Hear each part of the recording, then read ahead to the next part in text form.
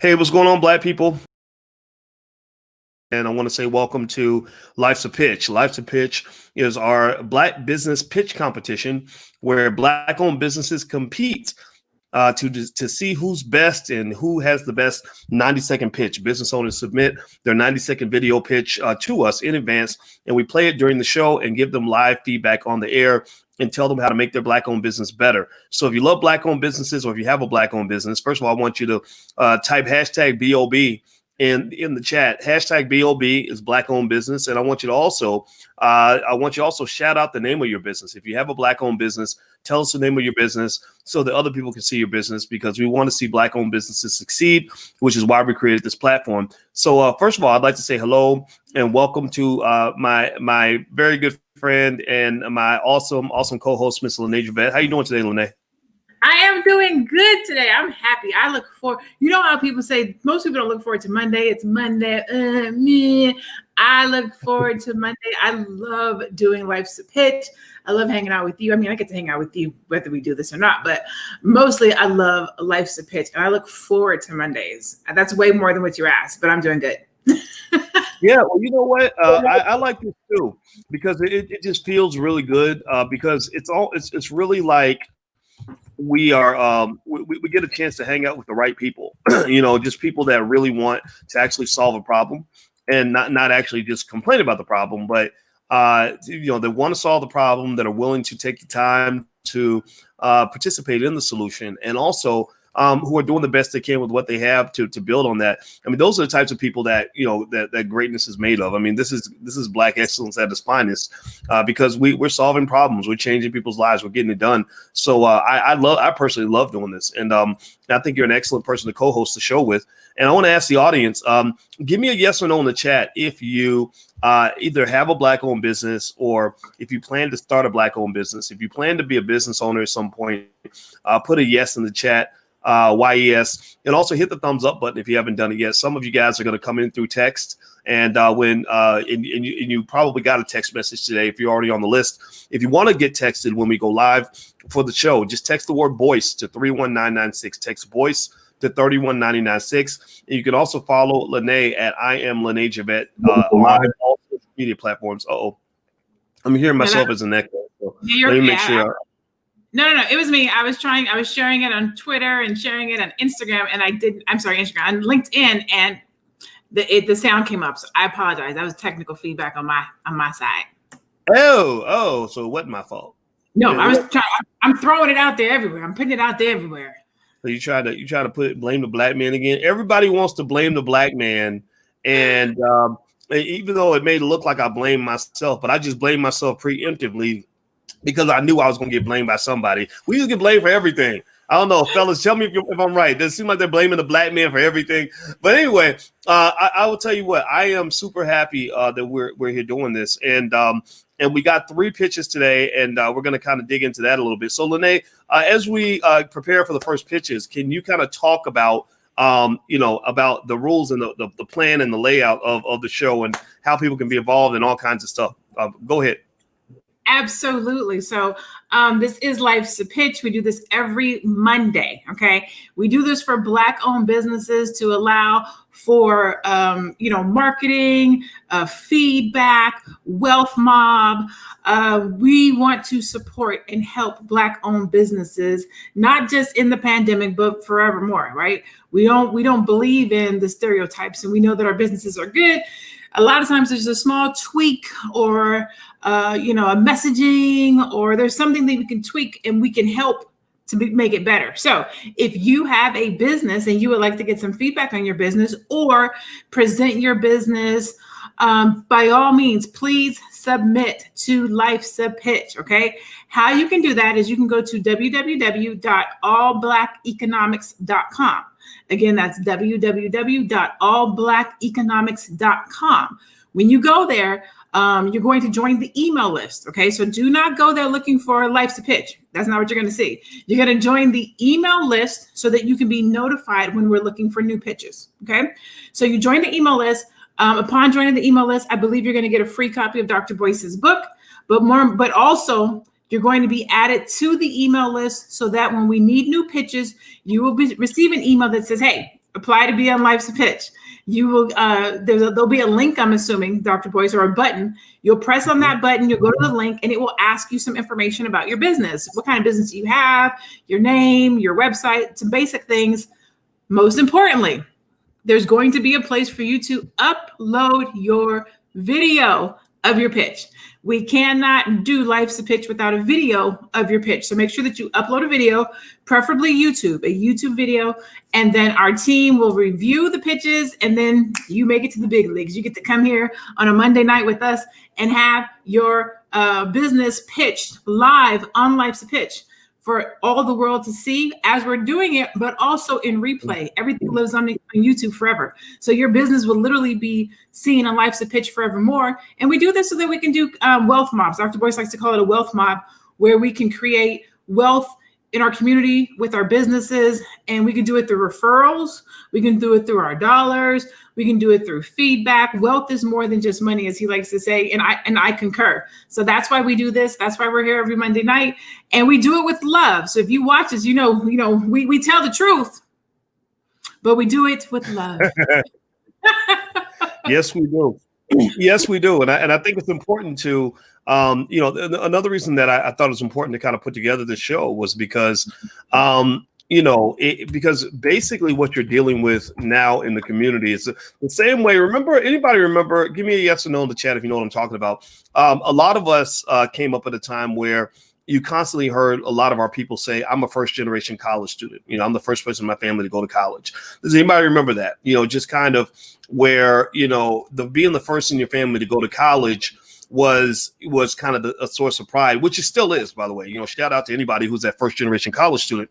And as a college professor, I've seen it up close. I've seen it on both sides, right? I wasn't a first generation, scratch that. My parents were. My parents graduated from college when I was about 12, actually, and they were about 30. They gave birth to me really early. And so I was the first person, though, to go to what I thought was the next level, which was graduate school. Right. So my parents went to college. I went to graduate school and got a PhD. And then I got to see, the university system from the other side. I got to understand the pros and the cons of all of it and what it does for you and what it doesn't do for you. And I realized that there's another level. And I heard a billionaire talk today, Lene, on a video. And one of the things he said is that typically you won't go higher than the level that you set for yourself. Right. You won't go higher. Whatever your maximum level is in your head, you won't go past that level. So if you think, if your goal is to make 100,000, you're going to get 100,000. If your goal is to get a great job, you're going to get a great job. If your goal is to make $1 million, you'll make $1 million. You won't make 10 million, you'll make $1 million. If your goal is to make 100 million, you'll make 100 million, but you won't make more than that or less than that. But well, maybe less, but not more. So what I realized is that for many of us, we are cursed with low expectations. Low expectations. Everybody type the word expectations in the chat. Expectations. This is going to be the title of Boyce's mini sermon right now, because I'm about to hope. I can't give y'all the Holy Ghost, but I'm feeling the Holy Ghost. So y'all going to hear it come out of me for about the next 2.5 minutes. Expectations are everything when you talk about what you get out of life. When I was young, I realized that I didn't have the expectations that I needed to really get to where I actually could go. My expectations were set for me when I was a kid. First expectation was, we're just glad that this kid, that he's not dead, he's not in jail, that he's coming to school every day, right? So the expectation was, I'm going to at least make sure I'm not dead, like some of my relatives, or I'm not going to end up in jail like so-and-so, or I'm going to take care of my kids, right? Very low expectations, because you're supposed to not be dead. You're not supposed to be in jail. You're supposed to take care of your kids, right? So then the next expectation was, I'm going to be a college graduate, right? I want to be a college graduate and get a good job, right? And I did that, right? I graduated from college, top of my class. I was #1 student. I got the Wall Street Journal Outstanding Graduating Senior Award at University of Kentucky because I was the top student in all of finance, and I got great job offers, right? So that was my expectation, though. In fact, when I got my job at Syracuse, I made really good money at Syracuse, and I'd reached my goal. And then what happened was I accidentally found, sometimes when you want something out of life, you don't get it. That could be the best thing that ever happened to you. So I had my goal, I had my dream, and it was the little dream. It was the $10 dream, but I didn't know that there was a $20 dream, a $50 dream, or a $100 dream. I just knew about the $10 dream. So I had achieved my $10 dream, and I said, this feels like $10. Like this does not feel like the pinnacle. This does not feel like it's all that there is. I thought I'd reached the sky, but really I bumped my head on the roof. And so what happened was I bumped my head on the roof of this institution I was in and saw that even though I had all this education, even though I'd done everything right, I obeyed the law, I took care of my child, I did everything I was supposed to do, I did not feel successful. I did not feel empowered. And also I felt like I was actually being pushed out of the situation I was in because of who I was, right? Because of the way I carried myself and doing all this black stuff and all that stuff that was seen as too radical. So being pushed out was really, really sad. I felt rejected. I was mad, frustrated because I did everything right. And you're like, I did everything right. Why isn't it working out for me? But actually, that was the best thing that ever happened to me, because when I thought I'd hit the sky, when really my head was on the ceiling and I got pushed out of the building, I started floating to another level, right? I started realizing that the ceiling is not the sky, right? And that God had a bigger purpose for me, and I had to be rejected from my original dream in order to even see that there was a bigger dream out there anywhere, right? So sometimes being pushed out can be the best thing that ever happened to you. And that literally is something. I talked to my friend today, my old mentor, who's the first black professor I ever met. His name's Tommy Whitler. He teaches at DePaul University. He's a marketing genius. And he was the first black professor I ever met when I was 19 years old. And he mentioned some of the tough experiences I had at Syracuse when I had that job. And he said, aren't you still mad at those people for what they did to you? I said, man, I have no ill will toward those people at all. I want to send them a thank you card. I am really grateful that they didn't give me what I wanted, that I did not get my so-called dream. I didn't meet my so-called expectation because I was so much greater than that. I didn't even know. So a lot of times, really, when they say that the biggest hater that you have is yourself, or the biggest obstacle you have is you, the biggest battle you have is the one that's internal, I swear on that with everything I love, that that's your number one battle. If you win that battle between you and yourself and your own limitations and your own doubts and your own fears and your own low expectations, if you win that battle, then you can win any other battle out here, because there's no man or woman that can slow you down like you. So don't do that. Don't slow yourself down. Set the highest expectation, because you really don't know what's out there for you. I'm done. Thank you for listening. So let me answer that, and I'm gonna try to make mine a little bit shorter than Dr. Boyce's. And what I would say is, now I'm gonna force myself to zip it. I hope that it was worth it. I know that was 3 years, 4 minutes of just me yap, but I had to get it out. It was inside me. I had to let it out. It has to be said, because especially in our community, and it plays into what we talked about this morning. We were talking about the conference. We can't go talk about it yet, but we were talking about the conference, and we were talking about mindset. It's super important, because a lot of times we don't even know we're thinking low. We don't even know that we have low expectations, because we are creating our expectations based on the people around us. So we're looking at what they have, we're looking at what they're getting, and we're thinking that is the cap. Like, I'm just going to have what he has, or I'm just going to have what my mom has. And so we don't even think that we should think bigger or better or higher, because we're operating on this what we see. And so for me, and I'm gonna give very, very, very, very, very, very quick. When I was 12, I wanted to be a doctor. And, I thought I was going to be a doctor. I thought I was going to go to Spelman. I thought I was going to be an AKA. And then when I was 14, I flunked out of 9th grade. And so I was like, oh, well, that's done. I guess I won't be a doctor. I can't even finish 9th grade. 10th grade, I went to an alternative school. So 9th grade flunked, 10th grade alternative school, which means I learned everything on a packet, which means I really didn't know anything, right? You have to learn everything on a packet.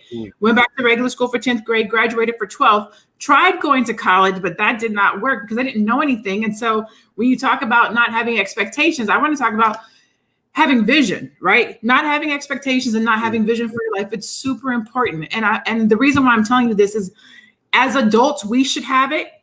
But if you can't have it for yourself, please make sure you put it in your children, because I'm dealing with something with my son right now where my vision and expectations for him was just to be better than me. And when I go back and think about me, I barely graduated high school. So really the expectation I set for him was really just to graduate high school. I didn't even give my own child high expectations because I just wanted him to be better than me. And I didn't have high expectations. Now I fast forward, and what I want to say is, even if you have had a dream or a passion or a purpose in your life at any point in given time, believe that it's going to come to fulfillment.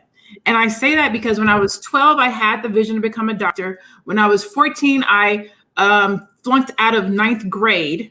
When I was 19, I became a stripper. Again, no vision, no purpose. I'm a dancer. And at 44, I'm in a PhD program, and I'll be a doctor next year. right? So vision and expectations is super crazy. No vision, no purpose, no expectation. I was revealed who I was going to be and what I was going to be at 12. From 12 to 40, I lived a crazy life doing whatever I wanted to do, lacking vision, lacking expectations, not believing that I could be anything or make anything of my life. And at 40, all of a sudden, I decided to pull it together. And at 45, I will become a doctor 33 years after I had the vision. So vision, expectation, super important. But also make sure that you're putting that into your children. Make sure that you're talking to your children about their expectations. Make sure you're talking to your children about their vision. Make sure that you're feeding into their expectations and their vision and giving them a bigger vision for what they want so that they have something to shoot for. Because I forget what it is, but what it said is if you shoot for something here, a lot of times you end up here.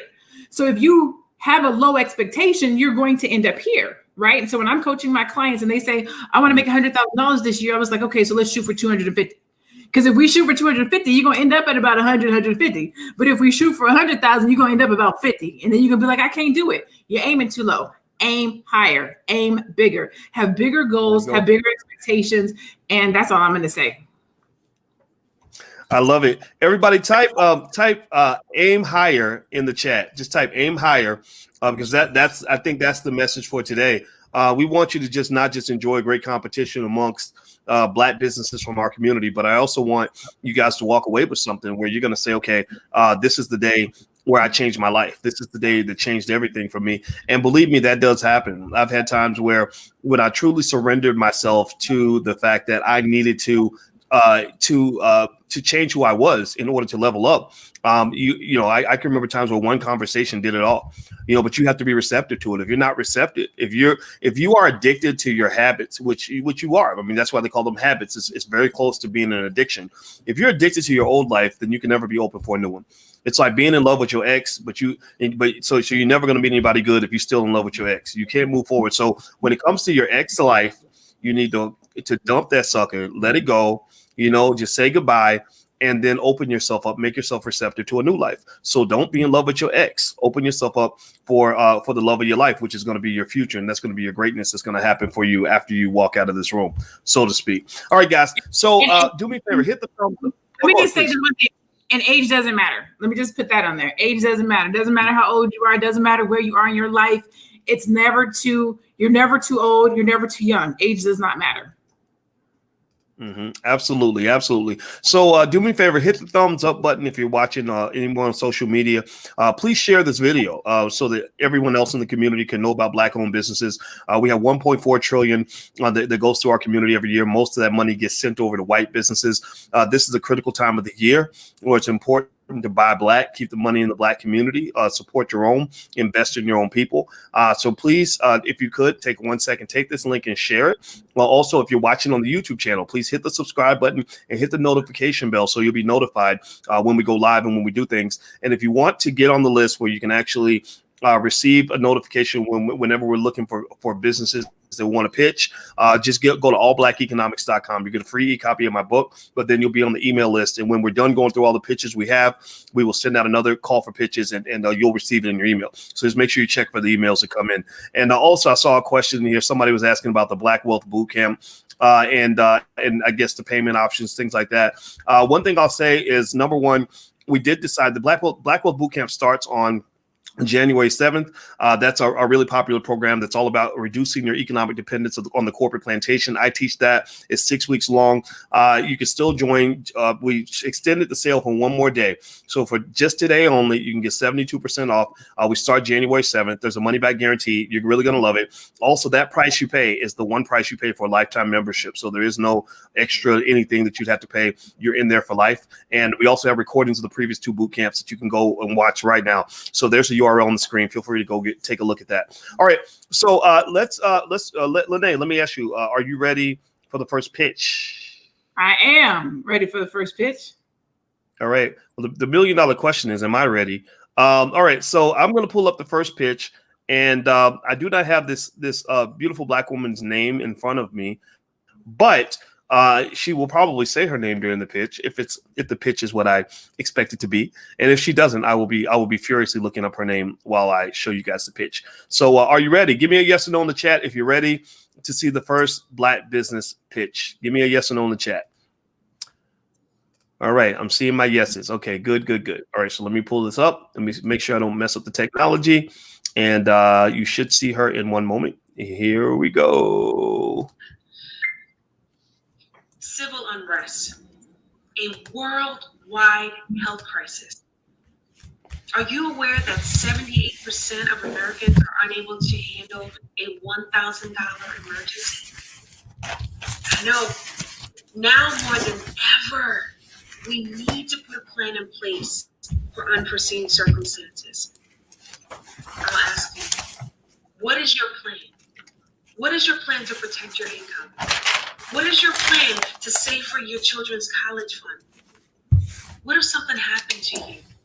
How will your family handle your final arrangements? Listen, my name is Ronnie Benjamin. I am a financial services professional in the Dallas-Fort Worth, Texas area. I help families create a plan to secure your future and your family's legacy, one conversation at a time. Contact my team at 770-685-5532. I look forward to hearing from you and partnering with you to achieve your financial goals. Peace.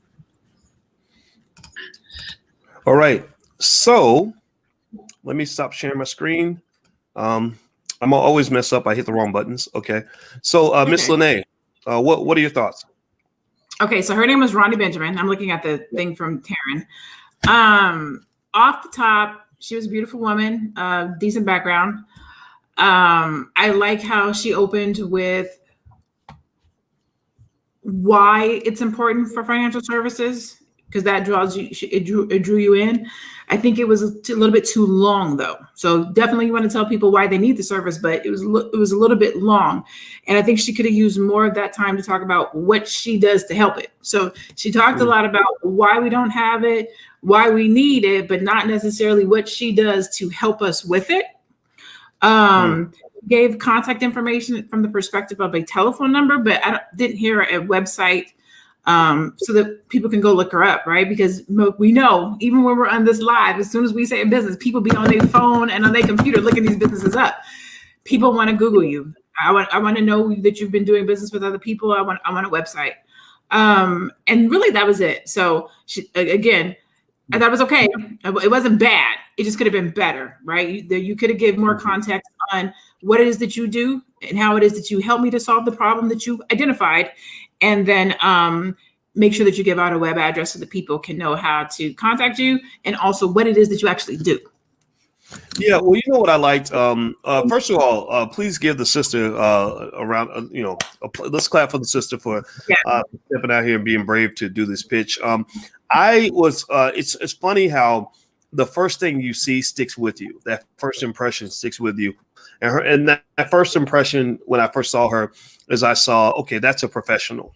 I saw a very professional Black woman, a little extra soft spoken. It was kind of hard to hear, but then she did a really great job of telling you what the problem is. And I always say that in business, if you learn how to solve problems, then people will gladly pay you to help them solve a problem.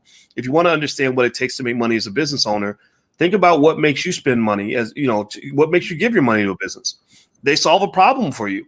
That's it. Right. So I like the way she talked about a problem that we all know about. We all know about, cousin Ray Ray who died, and the kids had to go to the church to open a GoFundMe account, to pay for Ray Ray's funeral, because Ray Ray was on Instagram, throwing money in the air, but didn't actually put any of that money in an insurance policy for his kids. Right. So I got that feeling that she's really talking. I mean, again, maybe she can do more. And so maybe the onus is on her to make it clear, look, I can do more than that. Right. But what I picked up on was, we will help you one conversation at a time to make sure that that in case the inevitable occurs, you're ready. If you stay ready, you ain't got to get ready. And I think that's a necessary need that a lot of people have. I like that a lot. I do agree with you that there should have been a website or something. I think that's all. Everybody's doing websites, right? But I think a phone number is nice too, though, in the sense that it's a little bit different. And as long as you know that somebody can answer the phone, and you don't mind answering the phone from all the crazy people that's going to call you and waste your time. So that's one thing I'd warn people about giving out a phone number is if you give out your phone number, just be ready, because you're going to attract a whole lot of people that are going to get you on the phone and talk your ear off and buy nothing from you. So you may want to have a process or a vetting system to vet through people from the serious to the non-serious, so that you can more efficiently use your time. Because I can't imagine her answering the phone, especially after coming on this platform. She's probably going to get some calls, right? Because she's in Dallas, but you can call her from anywhere. And she seems like somebody, like I looked at, I was like, okay, you look like somebody I would talk to about my final arrangements and my financial security. So I think she achieved the goal. It's like mission accomplished. Good job, Ronnie Benjamin. I think you did exactly what you needed to do. Maybe the pitch could be tighter, but I feel like she got a good grade on that. Any final thoughts from you? Yeah, no, I've actually, like I said, she did a good job. There's definitely room for improvement. She did look professional. If you're a business owner and you're busy, or you want to be vetting businesses, or you want to only talk to people who are going to pay you, get you a website. Do not have people calling you all day, every day, talking to you, sucking the energy and life out of you, and they are not going to do business with you. Like, have a website. Plus, I'm just going to be real upfront, honest. Call me bougie. If you don't got a website, I don't want to do business with you, because I want to know that you care enough about your business to actually invest in it. But that's me. Again, I might be being bougie, and that's because I do this for a living. But if you tell me about your business, I'm going to go online and I'm going to look for you. I want to see who you've done business with. I want to see some testimonials. I want to see, what do other people think about your business? I want to see your Facebook. Like, that's me. Again, I do this for a living, but most people are going to go and see and Google you. They're going to go see what you have going on.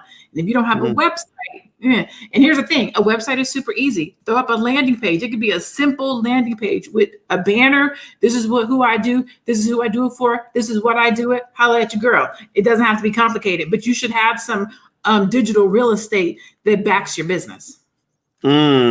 Well, I'll say this. I think that, to your point, it does say that there are a lot of people who aren't going to do business with you if the technology is not there, right? I would say that on the whole, not having a website thing, I can kind of get it to a point, in the sense that, maybe some people are old fashioned, maybe they're not comfortable with technology. But if you're not, that means you should go ahead and work with somebody that can get that set up for you. And you're right, though, if you don't have the website, it can lead some people to say, well, how long have you been in business? Like, what do you really know what you're doing? Did you just set up shop yesterday? So I think having that web presence is important. Also, having a web presence allows you the opportunity to engage consistently with people, so they can even know that you're qualified. Like I do business with people. I do a lot of stuff with the community, but you guys see me all the time because I want you to know that I know what I'm talking about. Because trust is very important. Trust is important in any relationship, whether it's a romantic relationship, a friendship, a business relationship, or anything. So people trust things that they know. And if they don't know you, they ain't going to trust you. And if they don't trust you, they ain't going to buy from you, period. Yeah. All right. Lavonda, can I answer for Lavonda real quick? Lavonda Smith says, a Google website costs. So how do you do that with a new business? I'm so glad that you asked that. Websites range in cost, right? So a website can be, and I'm gonna throw out some really crazy numbers to y'all. Okay, these are real crazy numbers. Websites can be anywhere from $150 up. Now, do I recommend getting a $150 website? I do not. However, if you have no website or $150 website, go with that $150 website. All right. A very, very inexpensive way to go about having a website is to do something like Squarespace or Shopify, where they have what we call out of the box sites, right? So they already have the template. All you got to do is go in there and drop your stuff, your branding in there, drop your pictures, drop your verbiage. That's the simplest, easiest way to go about having a website created. They're literally already done. Like, we're not operating from, days of past where you had to have a designer and a developer. Now, I say that to say this: when you get you some money, get you a designer and developer, because you want to have an upscale presence and look. But if you're just getting started, then you can go, a lesser expense route of doing something like a Squarespace. Do not do Wix and do not do Weebly. I will talk about you if you get a Wix or a Weebly website. But you can do Shopify, you can do Square. I think Big Cartel also does the out the box site. So a single page website where you just, go with the theme, drop some stuff in, that'll suffice you when you're just getting started. Okay, I think that's excellent advice, and I really like it. And so do me a favor, guys. If you haven't done it yet, please hit the thumbs up button, hit the share button, hit the subscribe button. And also, you can actually watch the episodes of Life's a Pitch. Also, I do my Black Wealth Confessions a couple of times a week. You might have seen that. Lene, that's really good. Like, people send in their little juicy confessions, and I break them anonymously, of course. And I break it down and kind of dissect it so we can learn from each other's mistakes. And if you want to know what our thinking is in terms of how we create our different shows, it's, what does the community need? How do we build a culture around wealth building so we can achieve our goal for Project 2070? The goal of Project 2070 is that by the year 2070, we want Black people, foundational Black Americans, to lead the world in entrepreneurship, in wealth building, and in economic intelligence. In order to do that, you need a culture. It has to be more than just a job or something you do in your spare time. It has to be a part of your DNA, just like families that have great basketball players or kids that know how to twerk or whatever it is, right? The same way, people know how to dance and do anything else. We want your kids to know wealth at an early age as well. So make sure you subscribe to financialjuneteenth.tv.com so you can watch some of the reruns and stuff like that. All the episodes are really good and informative. So, Lene, are we ready for the next pitch, ma'am? Yes, we are. Yes, we are. We are ready. Yeah. All right. So give me a yes or no if you're ready for the next pitch. Give me a yes in the chat if you're ready to see the next big black pitch. All right. So here we go. All right. So I am pulling this up. Here is this is a brother. I don't have his name either, but I'm sure he will tell us his name as soon as we start the video, and we will begin now. Greetings, my people. It's Stephen Hutchinson, managing member of PowerTax. At PowerTax, we don't just do your tax return, but we answer your questions analytically to help you understand exactly what's going on in your tax return for the purpose of increasing your financial literacy. And you and I know that we as a people, as a culture, must increase our financial literacy, our financial intelligence. And we as a company stand with and stand up for our people. We are available to do tax returns through our remote services for all 50 states. We also are mobile. We have face-to-face services, Zoom services. So reach out. You can reach out to us at 610-955-6508. That's 610-955-6508. Or check out our website at PowerTax.com. That's PowerTax with 2 X's, not 3.com. So don't go to strangers. Come to PowerTax and be powered. All right, Miss Lene, what say you? Damn. So I like him. Let me start by saying I like him. I like his verbal presentation. I think he did a great job. Let me tell you what I don't like, though. I don't like that he didn't show up prepared to be a tax professional. The dress, the casualness of the hoodie, that took me away. Like, if I'm going to bring my taxes, my business taxes, my financial stuff to you, I want you to look like you do finances, like you do financial work. I don't want you to look like you my homeboy. But that's me. So my only takeaway for him was his dress and then the background. So the background was a little bit dark. I love that he had the picture. I think that was Marcus Garvey in the back. But then you had Marcus Garvey here. You had another image of, I think, people up here with the light reflection, and then maybe a fabric picture over here. So the background was a little bit distracting, but the overall pitch, the verbiage. So if my eyes were closed and we were on an elevator, or if either my eyes were closed or if he caught me on an elevator and he was just verbally pitching me, he did a great job. He talked about not just taxes, but increasing financial literacy. So he lets you know that he doesn't just do your taxes, but he gonna teach you something too. He lets you know that he's in all 50 states. He can meet with you via Zoom. He can meet with you on mobile. What do you need? I got it. Is basically what he said. And he gave it a URL. So overall, he did a great job. However, think about your business image. How do you want to be perceived? Are you a professional tax service? Then you should look professional when you are pitching your business so that people want to do business with you.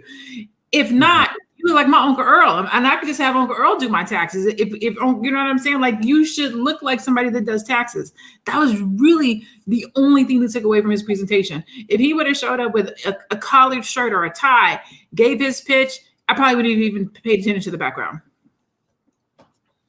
All right. Well, I think that is a great point of view. I'll start there with the casual dress. I think that there's nothing wrong with being casual in the sense that, like I'm casual all the time. When I go on video in front of people, I'm casual, but there's a couple of things about that. Number one, if I was doing people's taxes, I would not be casual. I would dress like a tax nerd. I would dress like somebody who reads, IRS handbooks in my spare time. You know what I mean? Like I would make sure I fit the part because there's something, there's a personality type that you kind of want to see from your accountant and your lawyer. Somebody who isn't going to make a mistake, who isn't going to let things slip through the cracks. Right. But then also I dress casually because a lot of the people that I talk to on a regular basis, they know me. They've seen the dressed up voice. They've seen the casual voice. They've seen everything in between. Right. So, there's a certain familiarity I think people have to have with you before they can tolerate you in a very casual kind of layout. Because as you mentioned, you're a tax specialist. You're not a basketball player or a rapper or something like that. Not to say he looked that way, but, you have to have something that just says, professional. Right. And now here's what I loved about the pitch. I think Stephen, as far as Black business owners, I was really proud of him, his Black owned business, because he did a great job of engaging in what I call monopolistic competition, which is where you have your own little monopoly, even though you're competing with other people. There are a billion tax services out there, but he really kind of said, we're different, right? We're different because we're Blacker than others. We're also more informative. We want you to be smarter when you walk away. We're not just going to do your taxes. We're going to love you. It's almost like somebody saying, well, you come and do your taxes, we'll cut your hair and wash your toes and cook you some grits, whatever, right? Except he's giving you intellectual soul food, right? He's saying, look, we want you to be smarter. We're Black like you. He's not just saying it. He's showing it with the visuals. He's got Marcus Garvey over here and Muhammad Ali over there. So as a Black man, I'm like, okay, that's my guy. Like, I like him. Like, I want to know more about his company. Also, so maybe this should be called the Black tax, right? but also I like, and even the name Power Tax, right? Power Tax makes you think about Black power. I love how he put the extra X at the end of tax. I thought that's very smart because that allows you to get that URL. That simple, easy to describe URL. I could tell he practiced saying that. He said Power Tax with 2 X's, right? And that's what you do. That way, when it's tax season and all the radio stations are calling and saying, we want you to come on and give tax advice, at the end of the interview, he can say, oh, by the way, you can follow me at powertax.com. That's 2 X's, right? And you can get it out real fast. People aren't going to misspell it. People are going to come to your business if they like you and they like what they hear, right? So these are the little ways that people should, be aware of in terms of how to let people know about your business. Like you have to market. You have to market and you got to present, right? And so the other thing, he had it branded on the sweatshirt. He had the phone number and the URL on the sweatshirt. I said, that's what I'm talking about. My brother, I love that. I loved also how he made it clear that he's available in all 50 states. You can get in touch with, you live on Jupiter. You can do your taxes on Jupiter.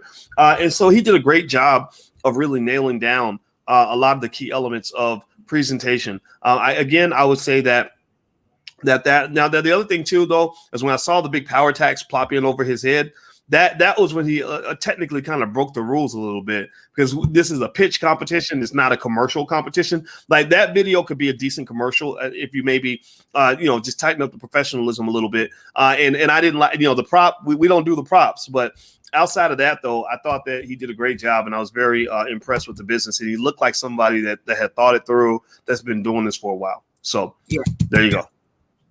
Any more thoughts? Well, no. What did you got? Put your comments in the chat. Go ahead, Lene. Any other thoughts? Yeah, no, I think that was everything. I thought he did, like I said, a really good pitch. It was verbally pleasing. I think he did a really, really good job. Just little small thing, like I said, the dress. When you start talking about business, you know, we have to operate our business at a better level.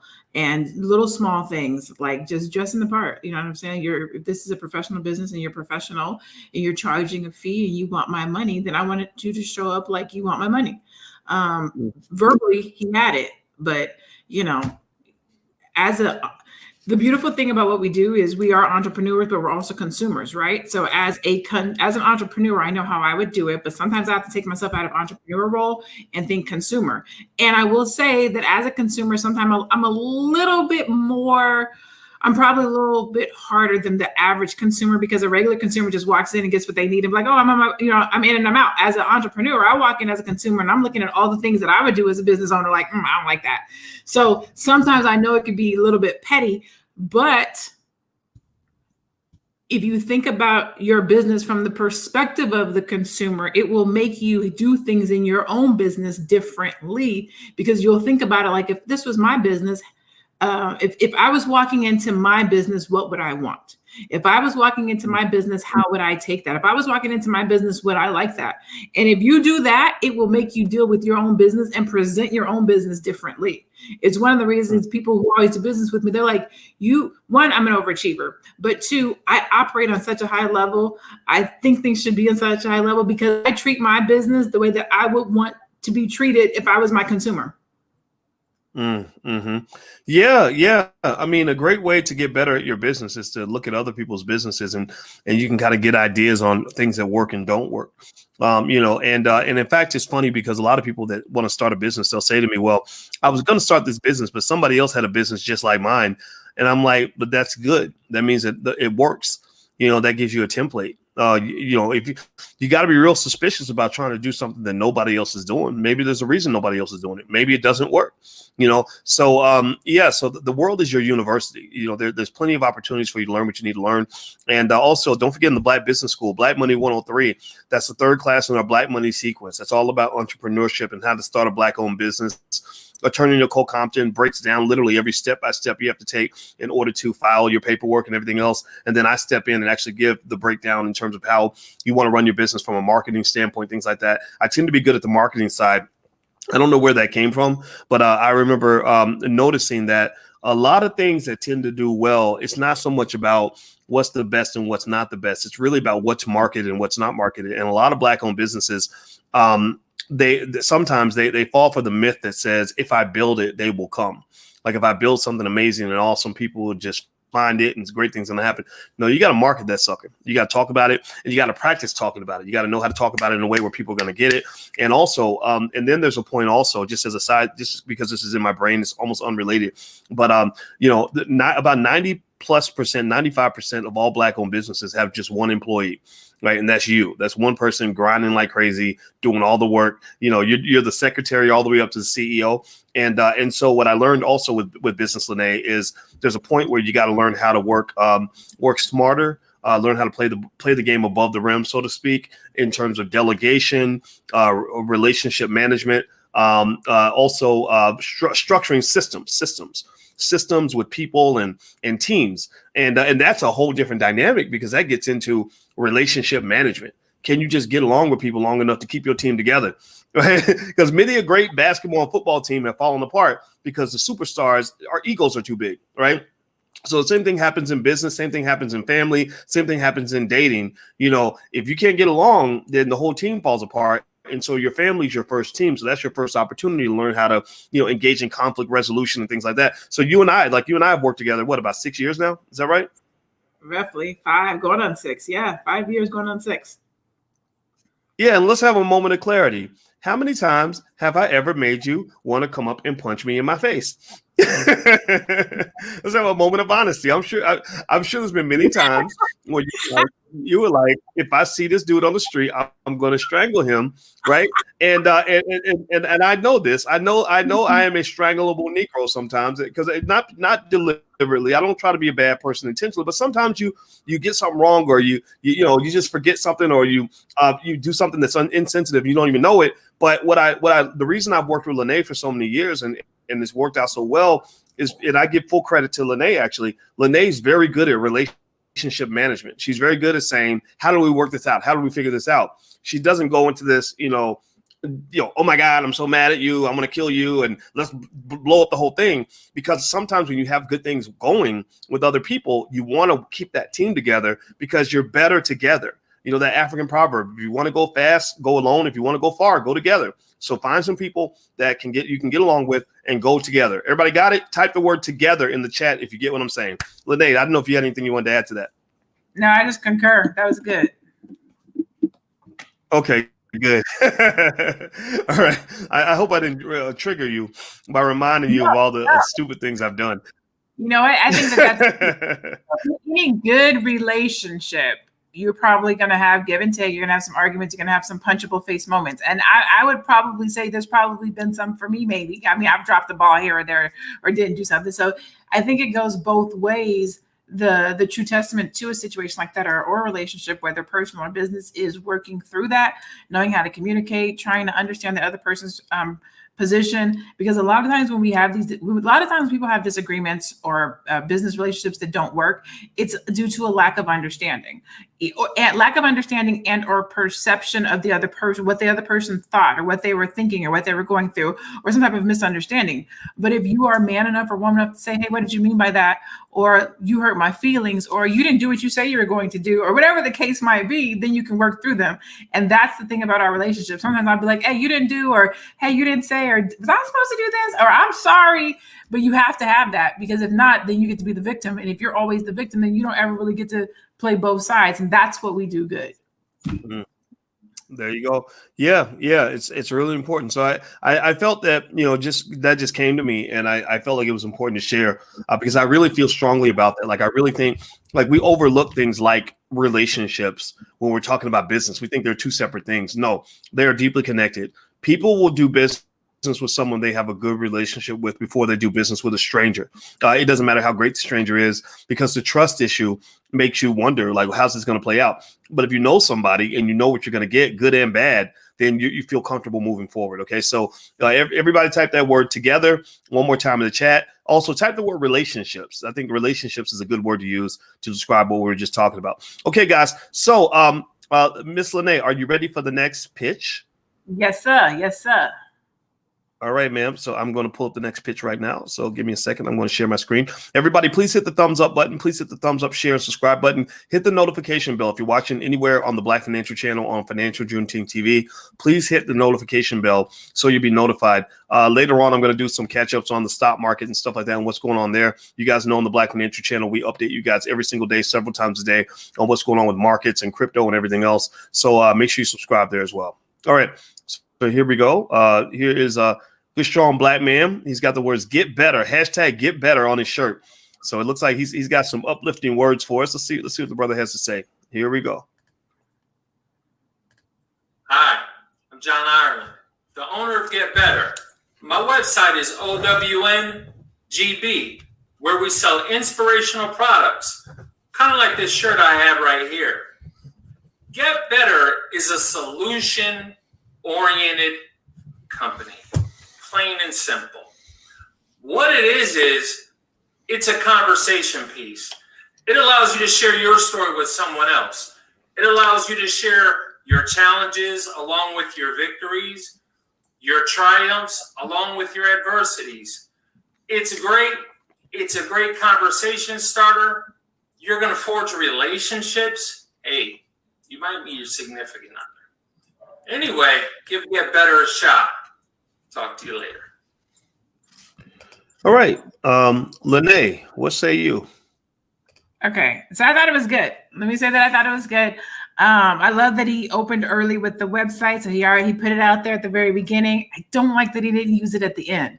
So he should have did it at the beginning and at the end after he left. But I did like that he used it early because there was an opportunity to use it 2 times. I love the product placement. Shanancy Johnson, she said, he doesn't look professional at all. Let me talk about that. When you wearing your own merchandise, it doesn't necessarily have to be professional. So he's talking about his business, which is, I believe, empowerment, solution-minded company. And his hashtag was get better. So because he was wearing his merchandise, that's technically product placement. So he's showing you the merch. So in that instance, it is okay. Okay. He's not doing my taxes, right? He could, and here's the thing, since you said that, if the last dude had worn a shirt with his tax logo on it, that would have been okay, because now we're talking about product placement. So if he had worn a shirt that said Power, not the sweatshirt, because I see how your eyes just went that way. Like, you know, like they have the polo shirt, the nice with the emblem, something like that. Not like a hoodie or nothing like that. But, but like a nice polo with his emblem on it, that would have been cool. You know what I'm saying? But not a hoodie. No. But specifically, because it wasn't like because he wasn't selling hoodies. If he were selling hoodies, it would make sense. But if he's not selling hoodies, then yeah, go ahead, please continue. He's selling taxes, not hoodies. Exactly. So, but for this Jonathan Ireland, his store is a retail store with motivational messages. So it's applicable and appropriate for him to wear his merchandise.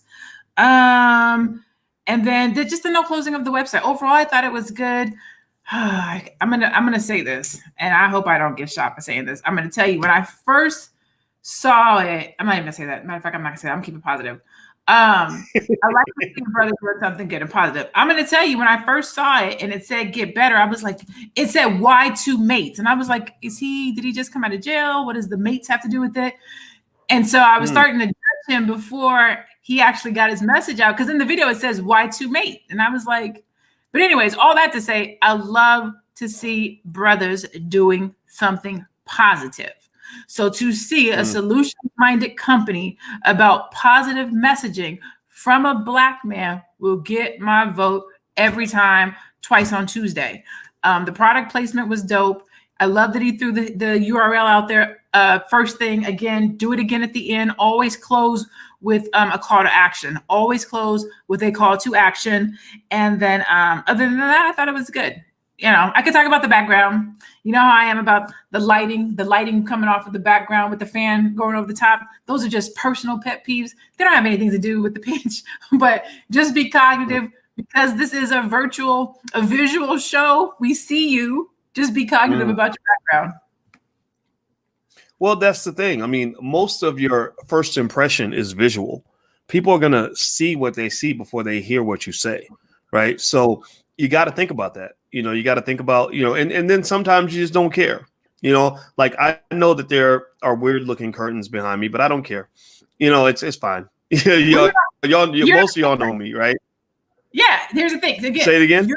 I say you are not pitching, number one, and number two, you've already established yourself. So there's all these various rules. If you're already established, you can come with your t-shirt on, Dr. Boys. And here's the thing, it's knowing when. When you're talking about politics or you're talking about financials, you usually come, you have on your vest and your tie, and you're talking. When you're talking about something that Cardi B did and lost money, you might have on a Black Enough t-shirt. When you're talking about, you know what I'm saying? Even though your dress changes, it's usually applicable to the messaging that you're delivering or what you're talking about. You don't normally or usually deliver financial advice or stock advice in a t-shirt, unless I'm wrong. I haven't seen it. No, so you most days I don't. Yeah, and I do agree with you. I think it's always something where you decide, you know, which battles you want to fight and don't want to fight, right? So if I'm really trying to do something where, let's say I'm speaking to people that don't know me and I'm trying to get them to know me and I need them to know me in a certain light, for example, I need them to remember that I have a real PhD in finance. I'm not going to make it hard for them by showing up, you know, with a hat cocked to the side and, you know, and a wife beater, right? That makes it hard for them. That, you know, some people will say, I still think he's probably legitimate, but a lot of people can't get past that, right? So I think it is very important to just kind of know these things when you step forward. But I'll say this, you know, with Get Better, I like the hashtag. I like the fact that John had the simple hashtag on his shirt. But I didn't remember the website, right? And the fact that I don't remember what his website was, because I looked up getbetter.com, I didn't see it. So maybe it was getbetter.me, getbetter.net, or wegetbetter.com. I don't know. You have to say it, right? It's Say it again. OwnGB.com. I think it's own get better. So own OWNGB.com. But that's why you should say it at the beginning and at the end. Always close with it because you want it to be fresh in the person's head. Mm-hmm. Yeah, Luckily, yeah. I would. I'm not even gonna do that. Yeah, if I was John, I would get a better URL. OwnGB.com is a little bit too ambiguous. Remember that people can't remember everything about you and about your business. A lot of times people will only remember one thing. When you're talking about building a brand, you have to decide what's the one or two things that I want people to always remember about me, right? So maybe one might be your contact information. The other one might be something about your brand. Like Cornel West, he keeps his hair a certain way. He wears the same suit every time he's in an interview. And you remember him. He's the guy with the big hair with the black suit, right? Or Malcolm Gladwell, he's got that crazy hair, right? Or maybe, I don't know, Lizzo. Lizzo has a way she's branded, right? You remember a couple things about Lizzo. We're not going to talk about Lizzo though, because that was a funny conversation a few months ago. But the point of the matter is to say, when you're talking about making people remember who you are, just know that that the world isn't going to know you to be as complex as you actually are. It takes years for people to know all the complexities and the different sides of you. You literally have to talk to them 10,000 times before they can accept. Like, for example, I don't know, Beyonce. We've seen Beyonce for 20 years. So we know Beyonce as a mom. We know her as a dancer. We know her as an activist. We know her, in a lot of different ways. That's because she's Beyonce. She's been everywhere for a really long time. Oprah's been around everywhere for a long time. Denzel Washington's been around everywhere for a long time. But if you're new on the scene, a lot of times people will remember like one thing about you. And you got to figure out what those one or two things are going to be.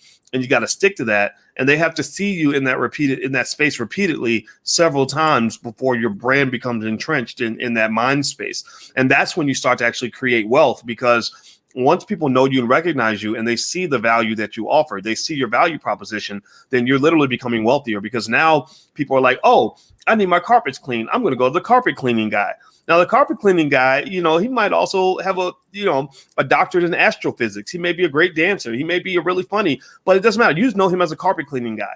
And that's enough for him to make his whole family wealthy. So figure out what you want people to know about you and stick with that, so that when you come into a platform like this, people won't forget you. Like, I still remember Tootie Cakes. Is that what it was called? Ziggy and Tootie Cakes. You always forget the Ziggy and Tootie Cakes. Ziggy and Tootie Cakes. I'll never forget them. They were like, oh, those cute little girls. I don't remember anything that they said, but I just remember Ziggy and Tootie Cakes. And I know this has whatever they do, it has something to do with cakes. So if I want cakes and I'm thinking about black-owned businesses to make cakes, I'm be like, there's Ziggy and Tootie Cakes, right? So you see how that works? Okay. Yeah. So Lene, did you have any other thoughts? I did. So a couple of things. I want to give a couple of shout outs. And it's a little bit off topic, but just because I'm looking at the comments. Nina Parker, I apologize that we didn't get to your question, but I want to give a shout out to Mona and Reading Rainbow for answering the questions. I appreciate and love the support and the dialogue that's happening in the comments. Like, I love that we love each other and we support each other and we're answering questions. We're all experts in one way or another. So I want to give a shout out to that. And then also apologize, Nina, that we didn't get to actually answer your question for you. But what was written was correct. I agreed with it. So I felt like I didn't have to come back and say anything behind it. Dr. Boyce, LaVonda Smith says, I'm not even going to notice what you are wearing, Dr. Boyce, because I'm always so excited to hear what you have to say. Sometimes I listen to you in the car and I can't even see you. That's what she said. Oh, I love you too, girl. And then let's see, somebody said that they did actually go to the Get Better Brothers website, and he has more on his site for his terms of service versus his about information. I would love to see more about who he is or who they are. And then Ziggy and Tootie Cakes is on there. So yeah, so just, man, I love doing this. I love learning about these various Black-owned businesses. I love giving this dialogue and this information and just kind of just making sure that people have their ducks in a row and they're out there and they're pitching their business to people or they're presenting it, because we need these various opportunities and these various services in our community. And so to learn about them, to see them, to hear them through this platform, it is amazing. And I'm just super excited to be a part of it. And I thank you all for showing up and doing this, because it's not easy to pitch your business. It is not. It's not easy to pitch your business. And it's really not easy to pitch your business in this type of a platform. So for every single person who submits to be on Life's to Pitch and who allows us to put their business on here and give feedback on it, I want to commend you, and I want to give you a shout out and tell you I appreciate you being so brave and accommodating to let us use your business. But also for those of you that actually use and apply the feedback, or those of you, I've gotten inbox and messages that said, hey, I saw you critique that other pitch and I made those changes to my pitch. Like, they haven't even been on the show, but have used the content and the feedback and the information that we're doing here to perfect their pitch. So I'm just super excited to be a part of this. And I thank you, those of you that return. Reading is Freedom, who's in the comments. She was on either the last show or the show before, and she just has come back to stay in the comments to be a light. And then Ronnie Benjamin, who was on tonight, she's in the comments as well. So shout out to you as well, Ronnie. Yeah, Ronnie Benjamin. Awesome. Yeah, so professional. See, there you go. That's an example. I remember, I don't remember every detail about Ronnie Benjamin's pitch. I do remember that she's out of Dallas. She knows financial stuff, and she was very professional, right? Like, those are the things that stuck out. And those memories I have are as much visual as anything else. That first impression was professionalism. And that's an example. Like, when you said Ronnie Benjamin, I was like, Ronnie, I was thinking about Ronnie, Robbie, Ricky, and Mike. I was thinking about New Edition. I swear to God. Because Ronnie from New Edition is actually in the Black Business School. I didn't even know he was in there. And he messaged me, and I was like, oh, you're the New Edition guy. That's so cool. He's in the real estate. Because remember, New Edition got robbed with that whole terrible deal back in the 80s where they took all their money. And so I think he's got this real strong interest in Black financial literacy so that people can learn from their mistake, right? Learn from what happened to them. And that's why, Black economic intelligence is so important, is because if you don't understand what's going on, if you don't prepare your children, they're gonna get played. They're gonna get robbed. There are predators out here that will prey on your children financially, and hopefully not in other ways. I mean, I don't even want to think about that, but they will prey on you and your family if you're not ready. So make financial literacy, make Black wealth kind of a key core value for your family. And by the way, right there on the screen, it's a Black Wealth calendar. Lene put that together. It's really great for your whole family. It's a calendar where every month there's a Black Wealth principle. And the theme for the 2021 calendar is the All Black agenda, the All Black national agenda, which is an agenda that we can pursue without anybody's permission. We don't have to tell Joe Biden what we're doing. We don't have to ask for anybody's permission. We don't have to wait for anybody or in Congress to pass a law. You can apply a Black agenda in your house. And I want to really emphasize that there are 1,000 things that happen in my house that I didn't have to ask for nobody's permission to do. Me and their mama got together and made a plan. We're both the president, we're both the vice president, depending on the situation. And we decided what the agenda is going to be with those kids and how we were going to run this country called the home of Boyce Watkins and Alicia, right? So what I'm saying to you guys is set your agenda and make it clear so that when your children go out in the world, they will win and they will succeed and they will sail in their own direction because they have a motor, and they won't just go in the direction of everybody else just because it seems popular. All right, got it? Okay, good. All right, so Lene, I was thinking that perhaps we could go through all the pitches one more time and just kind of see if there's any parting thoughts that we have. What do you think? Yep, let's do it. Are we voting tonight or no? You know what? I will set up the vote on my Twitter. I usually set up a little voting link, and you guys can hit the link if you want to go vote on who wins, and I will set the link up as the pitches are playing. So yes, I didn't set it up yet, but I'm gonna set it up in the background. So, and tonight's gonna be tight because I think they're all pretty close. Each one of them was good in their own right. Mm-hmm. One of them had a little bit of tweak or a little bit of room to be better, but not one of them was like, ugh. They were all pretty good. So I think it's gonna be close tonight. I'm interested to see. I can't even really. I mean, I kind of could pick, but I kind of can't pick. So I'm interested to see what the audience says. Yeah, I'm looking forward to it too because we've noticed just in the time we've been doing this. I think this is about 6th week or 7th week or something like that. The pitches have elevated. Our game has elevated, and that's what we're talking about, right? Like I want Black economic intelligence to spread through our community faster than coronavirus ever could. Like I want it to be contagious. When I worked on my dissertation, I worked under a guy named Andrew Caroli, who is now at Cornell. He's the department chair or something like that. And his whole area of expertise was what they call financial contagion. And that's how every country almost like they sneeze on each other financially. And if one country has a crisis, it affects all the other countries. And that's why the whole United States stock market could crash based on something that happens all the way in Greece. And you're like, why does a calamity in Greece affect, what's going on with my stocks over here in the United States? It's because they're connected. There's financial contagion. So with Black people, I want us to have, educational contagion. I want us to have economic contagion.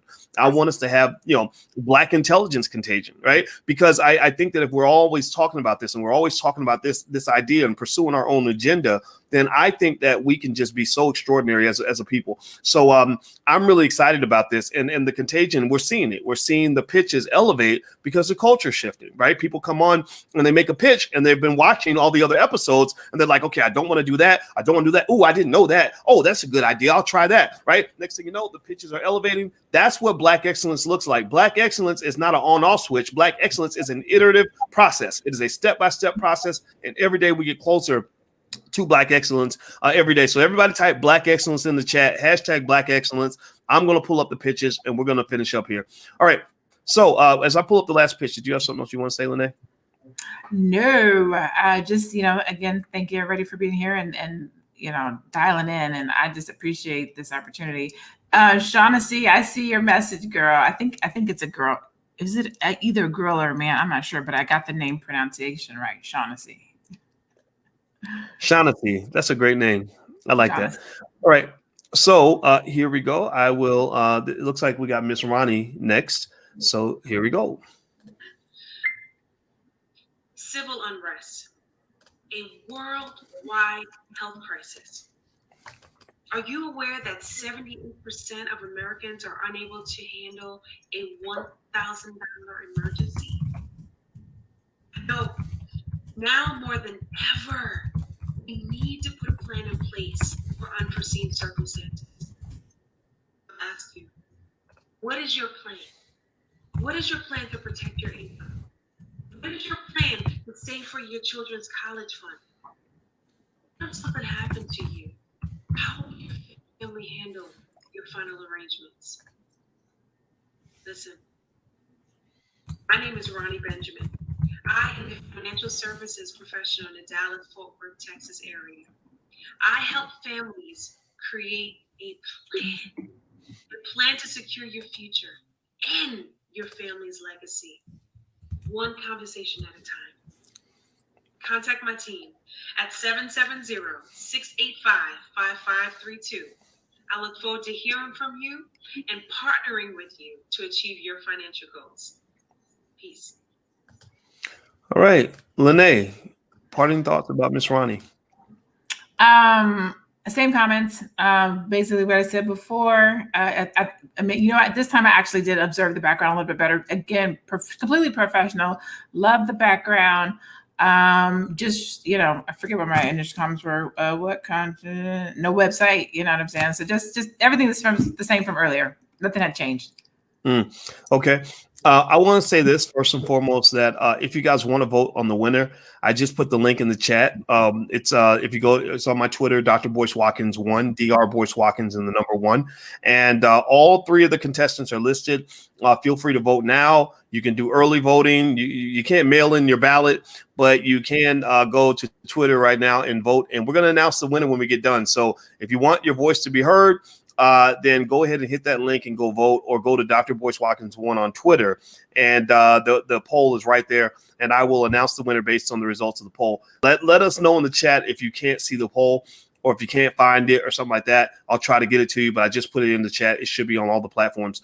I think the last thing I noticed, I did notice the first time. A lot of times if you watch something again, you notice something you missed the first time. And one thing I did not notice the first time is she mentioned contact my team.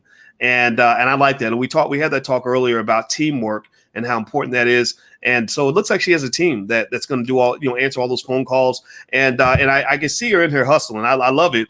She's in here sharing her information, building her business. That's marketing, y'all. That's what it looks like. So Miss Benjamin, if she's not on her way to being a millionaire, I bet you that she's going to be a millionaire at some point in the near or distant future, because she's doing the things that millionaires do. She's presenting a professional image. She's presenting a business to, she's taking advantage of an opportunity. She is marketing within the chat. She's building relationships with you guys. Like, I think that, that's the winning formula. If you're putting energy into a business, if you're pouring into that business, pouring that economic love, pouring in time, pouring in passion, then your business will grow. But you also have to pour in intelligent passion. That means you have to keep taking in information on how you can do better. And I can see her doing that. So I congratulate her in advance on all the great success she's going to have. So the next pitch, let's look at it again. Here we go. Let me see if I can pull this up. I just love seeing Black excellence, and I love today because we had two brothers, and before we would have the first couple times we had all women, and no disrespect to the Black women, we know y'all know we love y'all, but I really I love seeing the brothers step up too, because I know y'all are rooting for us, and I want to see Black men really take charge, excuse me, of our economic future. So here's the brother, excuse me, Stephen Hutchinson. From Power Tax. I'm going to share the screen right now. Hit the thumbs up button. Please hit the thumbs up and notification bell and subscribe button if you haven't done it yet. So here's Mr. Hutchinson. Greetings, my people. It's Stephen Hutchinson, managing member of Power Tax. At Power Tax, we don't just do your tax return, but we answer your questions analytically to help you understand exactly what's going on in your tax return for the purpose of increasing your financial literacy. And you and I know that we as a people, as a culture, must increase our financial literacy, our financial intelligence. And we as a company stand with and stand up for our people. We are available to do tax returns through our remote services for all 50 states. We also are mobile. We have face-to-face services, Zoom service. So reach out. You can reach out to us at 610-955-6508. That's 610-955-6508. Or check out our website at powertax.com. That's PowerTax with 2 X's, not 3.com. So don't go to strangers. Come to PowerTax and be powered. All right. Any final thoughts? No, just at the very end, I really didn't like that whole Power Tax thing dropping it down. But other than that, just the dress, still the dress, the background, nothing different. Okay. Yeah, I think he's on to something, right? I mean, think about it. He had almost a perfect pitch if he just changed out of the sweatshirt, right? Maybe replaced it with something that's a little more in that box, right? But I like the way he distinguished himself. Kind of like, we're not just doing tax, we're doing Black tax, and I personally like that. And I think though at the same time you got to deal with the fact that people kind of expect their tax specialists to kind of have a certain look. Because that's just a place where, like, I know when I picked my accountant, I wanted a really conservative accountant. I wanted an accountant whose personality was not like mine, because I'm not a conservative person in terms of taking risks and jumping out there. So I look for people. I tend to actually want to work with people who are different from me, because I already have one of me. Two of me is not always a good thing, but somebody who can be who I'm not is that's what makes a good team, right? So it's just like basketball, right? If you play center, you need a point guard. You don't need another center necessarily. You need somebody who can bring the ball up the court. So I think in terms of team building, everybody should think about that. Okay, so do us a favor. Oh, go ahead. I want to answer this question because I think it's funny. So GT asked, why would I need an individual or company to do my taxes when I can do it with TurboTax? Oh my God, I love that question. Why would Starbucks need to be on every corner if you can make coffee at home? Why is there Taco Bell if you can make tacos at home? Why? I mean, literally, we can ask that question for everything. It's called convenience. It's, one word is convenience, because everybody doesn't do TurboTax and everybody doesn't want to do TurboTax. But the second one is the reason why people pay for services such as these is because they want an expert to do it. It's the reason why people pay for coaching. It's the reason why people pay for the Black Business School. It's the reason why people pay for the Black Wealth Bootcamp. There's a lot of things that we can do ourselves. There's a lot of things that we can read about. We can watch a YouTube video about. But people pay for convenience, people pay for expertise, and people pay to learn how to do something correctly. Get audited one good time using TurboTax, and it'll have you paying for an expert. Now, I say that to say this. If you're doing personal taxes and you got some W-2s and you just got to type your W-2s in there, put a bing, bada boom, TurboTax is amazing. I use it for my mom. I get it. But as a business owner, when we start talking about, different companies you have, and you got money coming in from PayPal, you got money coming in from Stripe, and you got DBAs, and you need somebody that knows what they are doing, and you are willing to pay to have them do it right. So that's why people pay for these things. I can make coffee in my own house, but I want to go out and pay $5 so I can get that bougie coffee. So people pay for stuff like that. And if they didn't, some folks wouldn't have a business. So that's why. Anybody know who this guy is? Tell me what the name of this guy is, and tell me why you think, some of y'all who might know me, think that I put this guy's picture on the screen right now. He's a great actor. Can't remember the brother's name in real life. Maybe y'all can tell me, and I'll pay tribute, because I think he actually passed. But anybody know his name? Type his name in the chat if you know who this guy is. This is movie. Remember the movie Set It Off, one of the best movies of all time. This is Luther.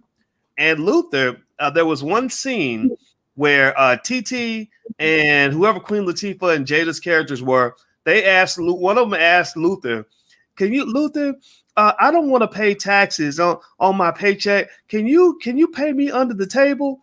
And anybody remember what Luther said? Luther said, 3 things I do not mess with is the I, the aura, and the S. And so let me just say this to y'all right now. We're gonna just keep it a buck, as they say. I need you to understand. Everybody type the letters IRS in the chat right now. Do not mess with the I, the aura, and the S. Do like Luther, and do not play around when it comes to your taxes and stuff like that. Get you a professional that knows what they're doing. Do not just say, "Oh, well, I can just do this myself." It not only will it drive you crazy, especially if you have a business where you got a lot of transactions and stuff like that, but also you just don't want to deal with that. You do not want those problems. So go ahead and 2 things I learned to appreciate over time are the importance of good accountants and good lawyers. You got to have that, especially as your business grows. At first, it sucks. It seems like a wasted expense because it's not an investment per se. It doesn't help you make more money, but it protects your money. It fortifies what you've got, right? And if you look at the Roman Empire, the biggest mistake of the Roman Empire, because they were conquering everything. They were taking over every city, every country, everything. The biggest mistake of the Roman Empire is that they kept expanding so much that they forgot to fortify. They didn't protect what they had, but they became so greedy that they were trying to get everything else.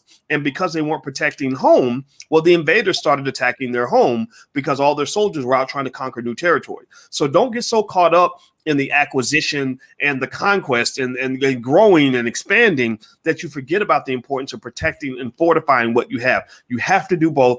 And part of that is paying your accountants and paying your attorneys so they can make sure your business is in order. Okay. So yeah, thank you for, I see everybody type IRS in the chat. Good. There we go. Do not mess with the I, the aura, and the S, because Luther said that would be bad business and y'all don't want to end up in whatever place. Well, actually, I think Luther got killed. Didn't Luther get shot in the movie? I think he got shot. They didn't.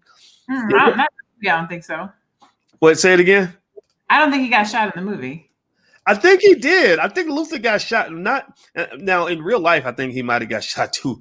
I'm not laughing about that. I'm just saying, like, I don't want to make light of that. That's not funny at all, right? Getting shot ain't funny. But yeah, I think Luther got shot. He got shot in the movie. Does anybody know? Can somebody tell me, did Luther get shot? I think he did. I think he got shot. And there's a scene here. Let me show you what I just found, since we just being stupid right now.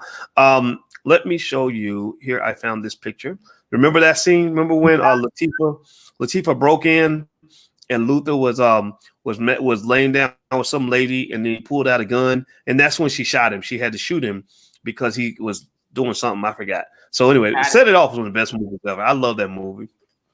All right. So anyway, with that said, let me share the link one more time with you guys, where you can go vote. Some of you have voted, some of you have not. If you want to have a voice in this, please vote. Please vote. Voting is very important. Voting is fundamental. All right. So I'm going to share the last pitch. Lene, if you're okay with that, I can pull up the last pitch. Yep, I'm ready.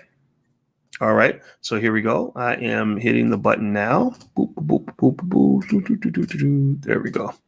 All right. Here we go. Hi, I'm John Ireland, the owner of Get Better. My website is OWNGB, where we sell inspirational products, kind of like this shirt I have right here. Get Better is a solution-oriented company, plain and simple. What it is it's a conversation piece. It allows you to share your story with someone else. It allows you to share your challenges along with your victories, your triumphs along with your adversities. It's a great conversation starter. You're going to forge relationships. Hey, you might meet your significant other. Anyway, give Get Better a shot. Talk to you later. All right, Lene, parting thoughts on my good brother, John Ireland. Yeah, I still think you did a good job. Yeah. Sometimes I do have like, oh my God, that sounds something different. But these ones, this is a little bit off topic, but when we watch them like here for the first time, it's easier to take them in and see everything. So I don't have anything else on here. I thought you did a really good job. Okay. Yeah. I felt you know what? I think that the problem I have right now is I think John's business might be in the early stages, because if you would have asked me, what does Get Better do? What is it? I'd be like, I don't know. It seems like a place where you go to get better and you might meet your significant other, but I don't know what that means. I don't know if that's self-help platform. So I think maybe since you're introducing people to a new product, he may want to start from the beginning by saying, Get Better is an online portal and that you can download on your phone and get to know other singles like you who are starting businesses, and you can make each other better, whatever, right? Like, Singles, it's solutions mind. It's a solutions minded retail. I know. I just threw the singles part in there to make it fun. Why not? I mean, like sex sells. There it is there. We're not going to get through a single session without sex. He talked about it being solutions oriented. He talked about it being a story. He talked about it being motivational. He was saying, and it's all, so basically he's saying two solutions oriented, like-minded people can use this product or purchase this products, and who knows, you might find your match.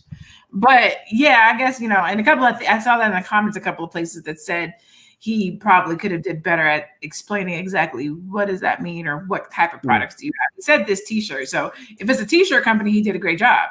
If it's more than just t-shirts, then there's that. But Yeah, that was my confusion. I wasn't really sure. Like, I don't know what it is. So I think that what my brother may want to do for next time is spend about 15 seconds, like practice, like succinctly explaining what Get Better is. Because if people aren't sure what it is or what they're getting, they're definitely not going to sign up for it or buy it. Right. So if you want people to sign up for it and buy it, you got to be clear about what it is and how it benefits them and things like that. So I think that's extremely important. So by the way, guys, don't forget that link to go vote is right there in the chat.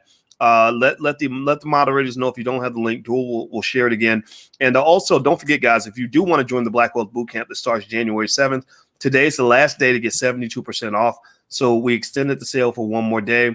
Because some of you said, well, I'll have my money on Monday, so we don't want to push you out or anything like that. So feel free to go sign up. You're going to love it. There's a money-back guarantee. It's really, really good. It's really, really popular. And it's all about reducing economic independence on the corporate plantation. So if you want to reduce that economic dependence, then feel free to join the Black Wealth Bootcamp. The URL is right there on the screen. It's blackwealthbootcamp.com. And there you go. There's what it is. All right. So let me see. Are you guys ready to see the results of the vote. I think we've gone through all the pitches now. So what do you think, Lene? Who would you pick if you were just to pick based on who you think the winner should be?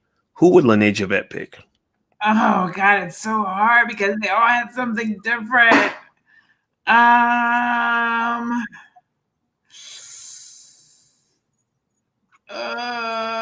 would probably have to go with Jonathan. Just based John? I think so. Maybe Steven, but so each one is something different. Ronnie, I want to say Ronnie, but she didn't have a website. So would I do business with her? Probably not because of the website thing. That's the only thing. Actually, hold on. On her page, she does have a website. Actually, she does have a website, www.newyorklife.com/agent RN Benjamin. So if she would have given her URL so that I could have gone to her website and did my research on her, I probably would go with her. Steve Hutchinson, he did a great job on the tax. If he would have had on a professional shirt, I would definitely have gone with him. The only reason I wouldn't go with him is because he looked like Uncle Earl. I need to know that you can actually do business. And then I like Jonathan Ireland, so I would have went with him. So I mean, again, I like them all. That's why this one is really tight. This one's really close.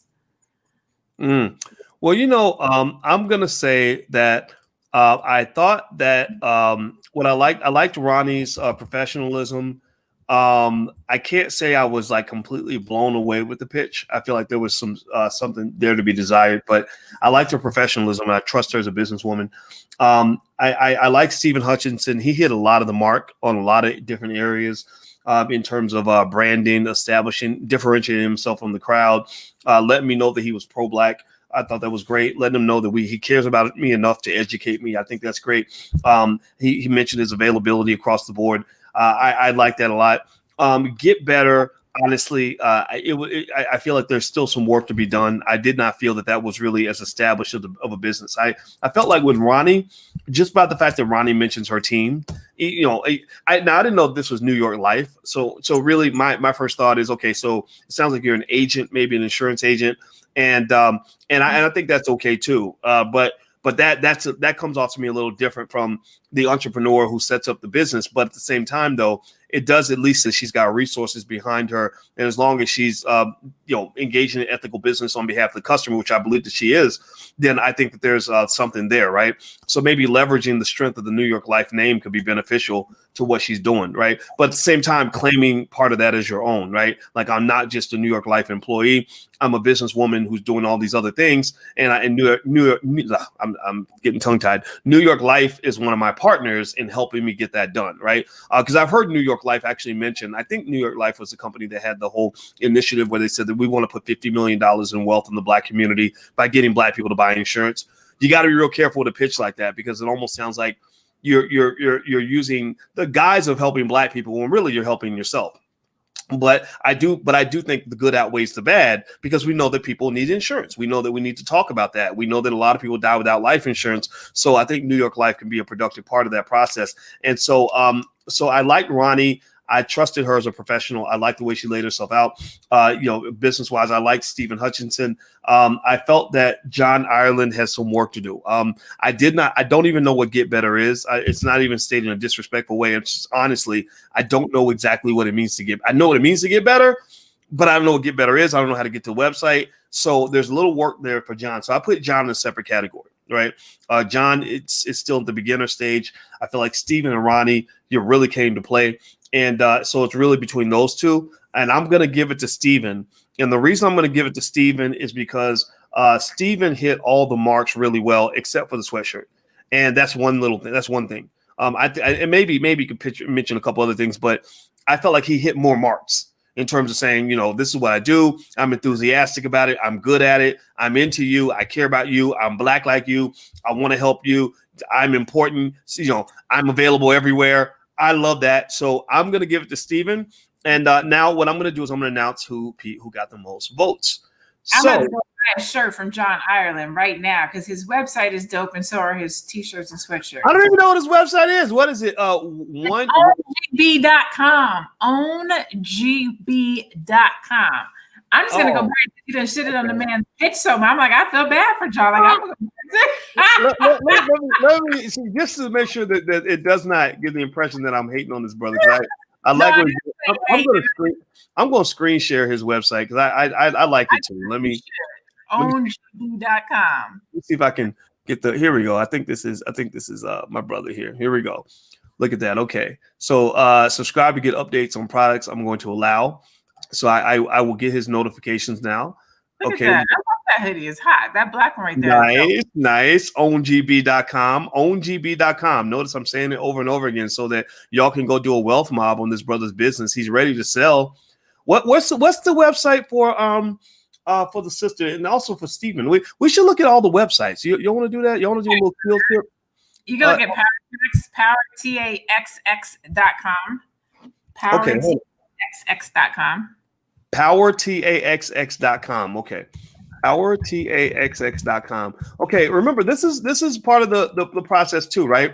It's not just about sort of learning how to pitch. In order to receive, you have to give, right? That's what an economy is. It's recursive.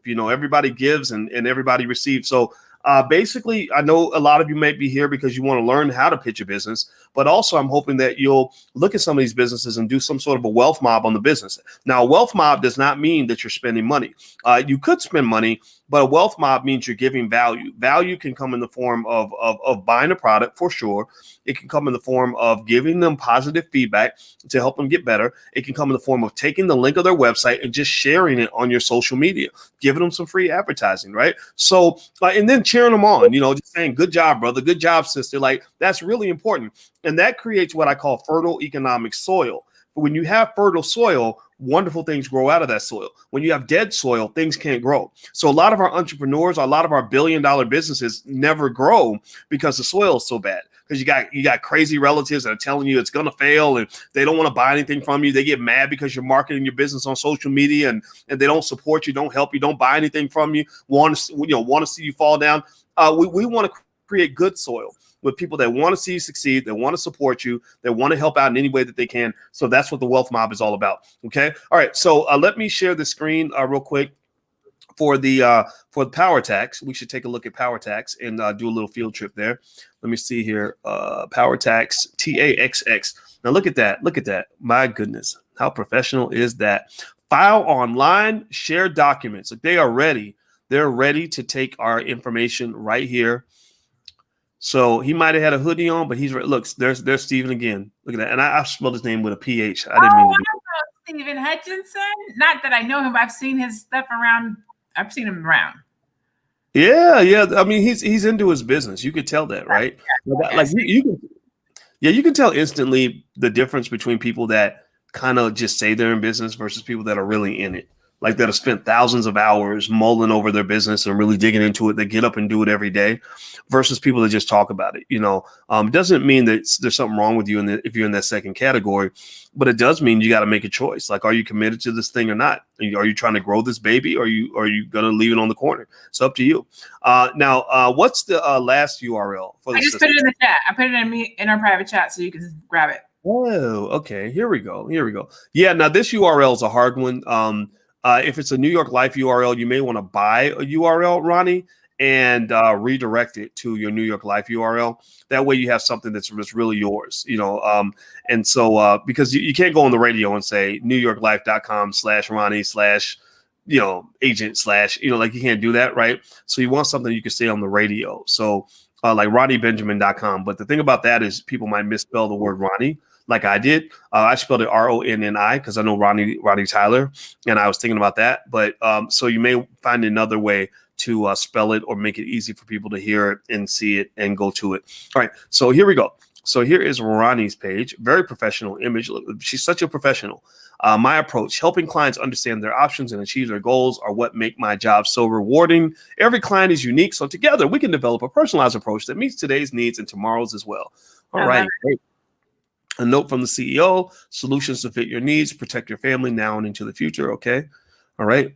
They protect our family, so let's protect theirs. Here's how I can help. Okay. Interesting. I like it. There's a lot of good information there. I think that maybe if there's a way to customize this, I'd be curious to know if there's a way at the top to kind of tell people Like give them some sort of call to action on something that you want them to do. Because I feel like I'm on the page and I'm taking in all this information, but I don't know exactly what to do, and I have an idea of what's being offered because I know New York Life is life insurance. But if it's more than life insurance, you got to tell me that. If you have something other than that, you got to tell me that, right? So maybe something at the top that just kind of says, here, click here to get a free consultation, or click here to get my book, or click here to, talk about XYZ, or to take a look at this, right? What do you think? Now and I actually like looking at the website. So I think we need to integrate this, because now that I've seen her website, I know why she doesn't give it out. I know why she says phone number. So that was actually a good field trip. So when you think about life insurance, it's a quote. I have to talk to you. How old are you? How long have you been around? Do you have any health issues? Any issues in your family? You can't give a life insurance quote out over the website. Like you really talk to the person. So that makes more sense as to why she says, give me a call, because I can't quote you online because of the type of work that I do. However, to your point, you want to still be thinking like a business owner with regards to getting people's emails. If somebody has shown an interest in life insurance, that means even if they don't buy from you today, they may want to buy from you next year or 3 months, 6 months from now. So keeping that engagement, keeping them interested in life insurance, making sure that they understand what's happening in the industry and what's going on in the market.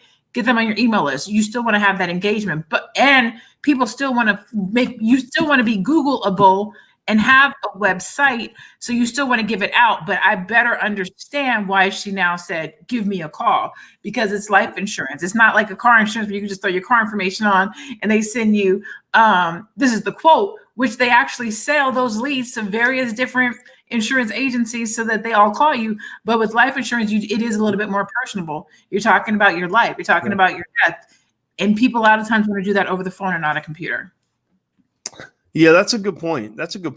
I'm just thinking about something in terms of telling people what the next step is, really. I mean, a lot of times people might walk away from a page just because they're confused, or they're just like, I don't know what to do, so I didn't do anything. That tends to be the reaction I've seen, where people just so maybe just telling them to do something like you said. I mean, maybe there's more questions that need to be asked, but yeah, laying something like that out. But I think it's good. I think it's a great page. In fact, actually, Ronnie, I'm putting an email address in here, and anybody can use this if you want to send in information. But producer at flynubianmedia.com. Over at Fly Nubian Queen, we love having people in that can help, educate the community, or want to have a show, or want to come in as a guest or panelist. So maybe that would be beneficial. Maybe we can all help each other out. Like you come in and you talk to the ladies. The platform has about 140,000 subscribers. So these are people that you can talk to about, financial news or what's going on in the world, or ways to kind of look at certain issues. And then also it gives you a chance to develop your customer base. So anybody who has the desire to be on a show, host a show, come in as a panelist, regular guest on Fly Nubian Media or anywhere else, just click or go to that URL, or go to that, email producer at flynubianmedia.com. Maybe send over a sample of your work in a bio. And we're always looking for great, intelligent people that can come in. So Lene, I will let you get the last word. Please go ahead. The last word is be blessed, be black, and be bountiful. What was that? No, really, man. Let me just say again, shout out to all the businesses that submitted to Life's a Pitch. If you have submitted your business to Life's a Pitch, as you can see, we only do 3 a night. So if we haven't gotten to your business, we will get to it. Thank you. And if you are interested, please make sure that you go to www.allblackeconomics.com and get on the email list so that you can get notified when we do ask for more submittals, because we do get a lot. So we don't want to just have them sitting there. So we ask for them as we need them so that you're not having to sit around waiting like, when is mine going to get on? When is mine going to get on? So we want to get through the ones that we have before we ask for new submittals. And then just thank everybody for coming out every Monday night to participate. We appreciate it. We really love doing this. Like, I really get a kick out of co-hosting Life's a Pitch with Dr. Boyce and getting to share my information, my knowledge, my expertise on developing businesses with you guys. You can definitely follow me on social media at I am Lene Javette. And that's it. Like, I love this. Thank you so much. I appreciate being here. What you got, Dr. Boyce? Yeah, we didn't announce the winner. I'm going to announce the winner. Drum roll, please. Drum roll, please. All right. Let me pull this up. The winner is Ronnie Benjamin with 68.8% of the votes. Stephen Hutchinson got second with 25%. John Ireland got third with 6.3%. So congratulations, Miss Ronnie. You are the winner for tonight. Way to go, girl. Good job. Woo! Everybody clap for Ronnie and clap for all the participants. I mean, this ain't easy. You're going out in front of everybody and getting yelled at. Well, we try to be nice, so we try to keep it all positive, and we want to see you succeed, and we want to see you smarter when you walk out of here. So if you feel a little bit smarter, just say yes in the chat so we know that we did our job. If you feel a little bit maybe a little more courageous in reaching your goal, if you feel like you have a little more guidance, then let us know, because that's our goal. Our goal is not just to be here to entertain and hang out and have fun or become famous or something. Our goal is to really elevate you. I want to see you win. I want to see you reach for the stars and achieve your goals, and we got to just get out of our own way. So everybody, thank you guys for hanging out with us. Once again, like I said, if you want to join the Black Wealth Boot Camp at the big discount, it's open for the rest of the night. We shut it down at midnight. It's a pretty significant discount, so we can't do that forever. But if you'd like to still join us, we start January 7th. It's a lifetime membership. Recordings of all the last two boot camps are there. We haven't done one for 5 years. We may not do another one for a while. But if you want to join us, go to blackwealthbootcamp.com. That's blackwealthbootcamp.com. And then also, of course, if you have kids and you want to take a look at our financial workbooks and flashcards for kids, those are great gifts for the holidays. Go to financialworkbooks.com. That's financialworkbooks.com. So take care, guys. Have a good night. And thank you very much, Lene. Good to see you. All right. Bye-bye.